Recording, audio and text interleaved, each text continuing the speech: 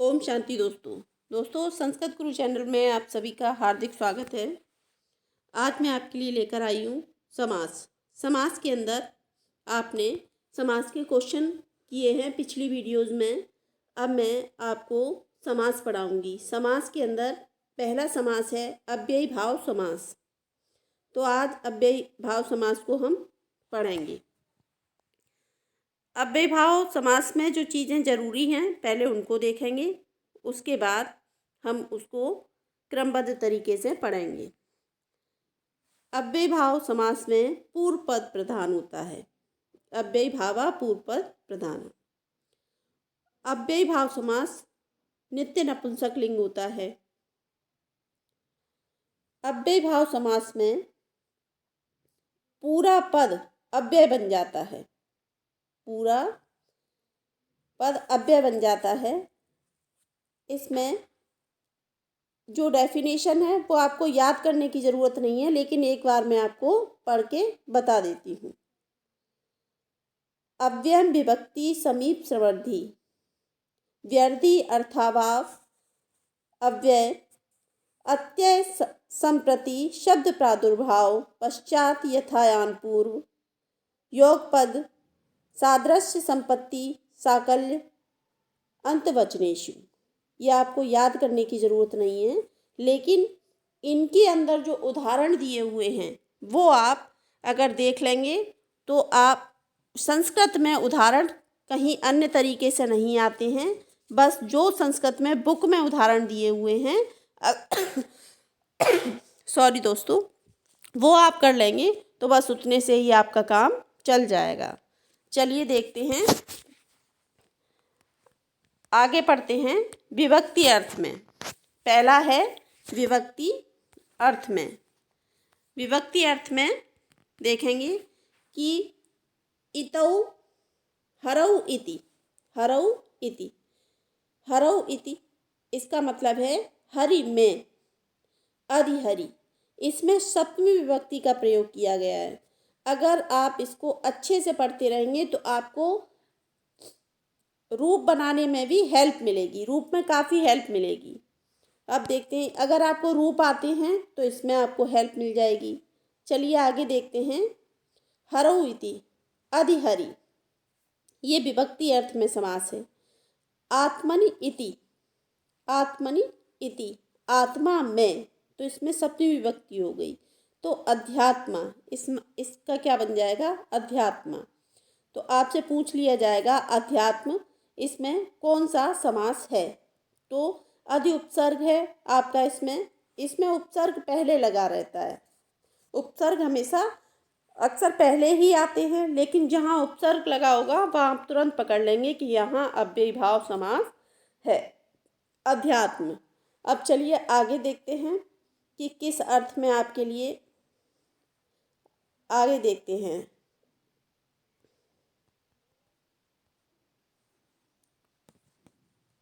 इसको बड़ा कर लेते हैं। चलिए देखते हैं। समृद्धि, अब है समीप। समीप में है नद्या, नद्या समीपम, नद्या समीपम। तो इसका बन जाएगा उपनदम, उपनदम नदी के समीप। उप समीप का अर्थ है, इसमें उप लिया गया है। उपनदम मतलब नदी के समीप, नद्या समीपम। आपने ये षष्ठी विभक्ति में पढ़ा होगा। नधा, नदी के रूप पढ़े होंगे तो वहाँ आप तुरंत पकड़ लेंगे षष्ठी विभक्ति का रूप है नधा। नदा समीपम अर्थात उपनदम। गंगया समीपम, गंगया समीपम, तो उपगंगम मतलब गंगया समीपम, गंगा के समीप। नगरस्य समीपम, अब नगर, नगर पुल्लिंग में आया हुआ है तो नगर का नगरस्य हो गया। और नद, गंगा और नदा स्त्रीलिंग में था तो षष्ठी में गंगया हो गया और नदा हो गया। और ये पुल्लिंग में है नगर, नगर शब्द, तो इसलिए नगरस्य हो गया। तो नगरस्य समीपम अर्थात उपनगरम, नगर के समीप। ये समीप अर्थ का था। अब देखते हैं आगे के उदाहरण। ये अपन ने देख लिया। अब आगे देखते हैं समृद्धि। समृद्धि मतलब मद्राणाम समृद्धि, मद्रवासियों की समृद्धि। तो सुमद्रम, इसका कैसे यूज होगा? सुमद्रम, मद्राणाम समृद्धि सुमद्रम। अगर आपका सुमद्रम दिया होगा और पूछ लिया जाएगा 4 ऑप्शन में से, तो आपको मद्राणाम समृद्धि लगाना होगा। चलिए आगे देखते हैं। भिक्षाणाम समृद्धि सुभिक्षम, सुभिक्षम मीन्स भिक्षाणाम समृद्धि, भिक्षाटन की समृद्धि। इसमें भी षष्ठी का प्रयोग किया गया है, लेकिन इसमें षष्ठी बहुवचन का प्रयोग किया गया है। जैसे रामाणाम होता है, ऐसे भिक्षाणाम, मद्राणाम। अब चलिए आगे देखते हैं। आगे क्या है? वृद्धि।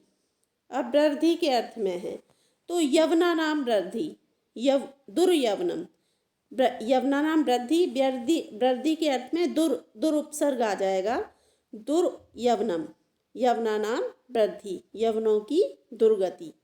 भिक्षाणाम वृद्धि दुर्भिक्षम, दुर्भिक्षम दुरुपसर्ग है तो दुर्भिक्षम, भिक्षाणाम वृद्धि, भिक्षा का अभाव। अब देखते हैं अर्थाभाव। अर्थाभाव तो अर्थाभाव में मच्छिकाणाम अभाव, मच्छिकाणाम अभाव निर्मच्छिकम, मक्खियों का अभाव, निर्मच्छिकम मक्खियों का अभाव। अब है विघ्नानाम, विघ्नानाम अभाव तो निर्विघ्न, विघ्नों का अभाव, विघ्नों का अभाव। अब देखते हैं अत्ययम। अब देखते हैं अत्ययम। अत्यस हिमस्य अत्यय, अतिहिमम, अतिहिमम हिम का नाश, हिमस्य अत्यय, अतिहिमम हिम का नाश। तो हिमस्य अत्ययम क्यों हुआ? क्योंकि हिम पुल्लिंग शब्द है। पुल्लिंग में षष्ठी का एक वचन क्या होता है? तो हिमस्य, जैसे रामस्य होता है ऐसे यहाँ हिमस्य दे दिया, हिमस्य अत्यय, अतिहिमम। अब देखते हैं आगे रोगस्य अत्यय, रोगस्य अत्यय तो अतिरोगम, रोग का नाश, रोग का नाश। अब देखते हैं असंप्रति। असंप्रति मतलब इस समय नींद उचित नहीं है। असंप्रति, निद्रा संप्रति न युज्यते, न युज्यते। अतिनिद्रम, अतिनिद्रम मीन्स हो गया निद्रा संप्रति न युज्यते। इसके अलावा कोई भी अलग से नहीं पूछा जाएगा, सिर्फ आप इन्हीं को अगर ध्यान में रखेंगे तो इन्हीं में से पूछा जाएगा। तो निद्रा संपत्ति न युज्यते, अतिनिद्रम का हो गया निद्रा संपत्ति न युज्यते, इस समय नींद उचित नहीं है। अब देखते हैं स्वप्न संपत्ति न युज्यते, असंपत्ति का युज्यते का यूज होता है संपत्ति में। तो अतिस्वप्नम मतलब स्वप्न, स्वप्न संपत्ति न युज्यते, इस समय सोना उचित नहीं है। अब देखते हैं शब्द प्रादुर्भाव। शब्द प्रादुर्भाव इति हरि, इति हरि तो हरि शब्दस्य प्रकाशः, हरि शब्दस्य प्रकाशः, इति हरि, हरि शब्द का प्रकट होना। अब देखते हैं विष्णु शब्दस्य प्रकाशः, प्रादुर्भाव में प्रकाशः तो इति विष्णु, इति विष्णु। ये आपको ऐसा लग रहा होगा जैसे विभक्ति के अर्थ में है, लेकिन ये विभक्ति के अर्थ में नहीं है, इसको आपको ध्यान में रखना होगा। विष्णु शब्दस्य प्रकाशः इति विष्णु, विष्णु शब्दस्य प्रकाशः तो इसमें क्या हो गया?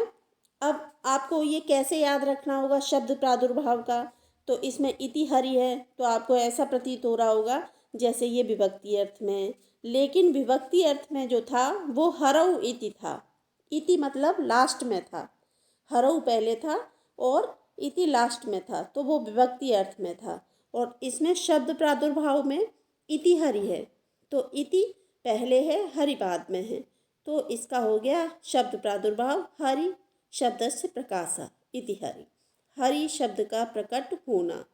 विष्णु शब्दस्य प्रकाशः इति विष्णु, विष्णु शब्दस्य प्रकाशः, विष्णु शब्द का प्रकट होना।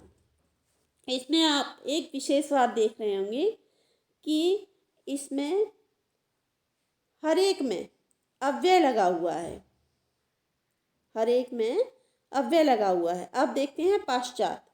पश्चात के अर्थ में देखते हैं अनुविष्णु, विष्णु पश्चात, अनुविष्णु, विष्णु पश्चात, विष्णु पश्चात, विष्णु के पीछे, विष्णु के, विष्णु का षष्ठी बहुवचन, षष्ठी एकवचन क्या होगा? विष्णु, विष्णु के पीछे, अनुविष्णु। पश्चात के अर्थ में अनु आ जाता है। शब्द रामस्य पश्चात, राम के पीछे, अनु रामम, राम के पीछे। अब देखते हैं यथा। यथा देखते हैं, यथा के कई अर्थ बनते हैं, यथा के कई अर्थ बनते हैं। देखते हैं रूपस्य योग्यम, रूपस्य योग्यम, अनुरूपम, रूप के योग्य, गुणस्य योग्यम, अनुगुणम, गुण के योग्य। ग्रहम, ग्रहम, प्रतिग्रहम, प्रति का अर्थ होता है बार बार, तो ग्रहम, ग्रहम प्रति, घर घर। अब देखते हैं दिनम, दिनम प्रति, प्रतिदिनम, दिनम दिनम प्रति। यथाशक्तिम, शक्ति, शक्तिम अनतिक्रम्य, यथाशक्तिम, शक्तिम अनतिक्रम्य, शक्ति भर। यथाबलम, बलम अनतिक्रम्य, बल भर। सहहरि, सहहरि, हरि की समानता, मतलब हरे सादृश्यम। स्वरूपम, रूपस्य सादृश्यम। तो आपने देखा कि इस ये यथा के कितने अर्थों में बना, यथा कितने अर्थों में बना? तो अनुरूपम, अनुगुणम, प्रतिग्रहम, यथाशक्तिम, सहहरि, स्वरूपम। अब चलिए आगे देखते हैं आनपूर्व। आगे क्या है? आनपूर्व। इसको आगे करते हैं। ज्येष्ठस्य आनपूर्व, पूर्वेण, अनुज्येष्ठम मतलब ज्येष्ठस्य आनपूर्व, जेठ के क्रम से। अनुवर्णम, अनुवर्णम माने वर्णस्य, अनुपूर्वेण, वर्ण के क्रम से। अब चलिए आगे देखते हैं। अब है ये योग पद, इसको थोड़ा बड़ा कर लेते हैं।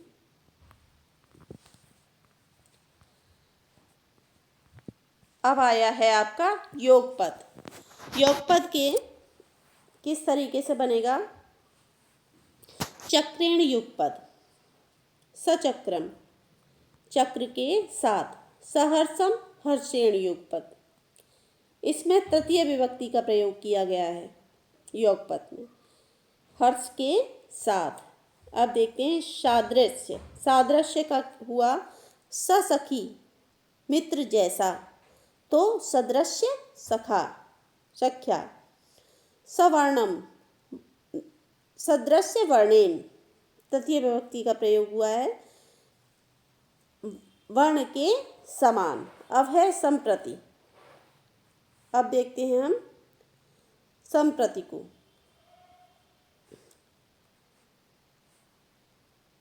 संप्रति, छत्राणाम संप्रति, छत्राणाम संप्रति। सुछत्रम, राजाओं की संपत्ति। सुक्षत्रियम, सुक्षत्रियम, क्षत्रियाणाम संप्रति। इसमें षष्ठी का बहुवचन हो गया क्षत्रियाणाम। आप देखिए क्षत्रियों की संप्रति। अब है साकल्यम। साकल्यम को देखते हैं। सतृणम, सतृणम मीन्स तृणम अपि अपरित्यज्य, तिनके को बिना छोड़े। मर्यादा, आमरणात्, आमरणम मरने तक, मरने तक। तो आपने इस प्रकार देखा। इसमें थोड़ा सा और बचा हुआ है, आगे देखते हैं। अंत वचन, क्या बचा हुआ है? अंत वचन। तो अंत वचन का क्या होगा? शाग्नि, अग्नि, ग्रंथ पर्यंत, साग्नि का क्या हुआ, अग्नि ग्रंथ पर्यंत। दोस्तों, अव्ययी भाव समास अवश्य ही आता है। टीजीटी पीजीटी में अव्ययी भाव समास अवश्य ही आता है। आप अव्ययी भाव समास को अवश्य करें। और अब मैं इसके बाद आपको, ये वीडियो काफ़ी बड़ी हो गई है, अब मैं आपके लिए अव्ययी भाव की समास की सूची लेकर आऊँगी, जिसमें से आपने इतना पढ़ लिया है, फिर आप देखेंगे कि आप इसको पहचान पा रहे हैं या नहीं। आगे किसी और वीडियो में मिलते हैं। धन्यवाद।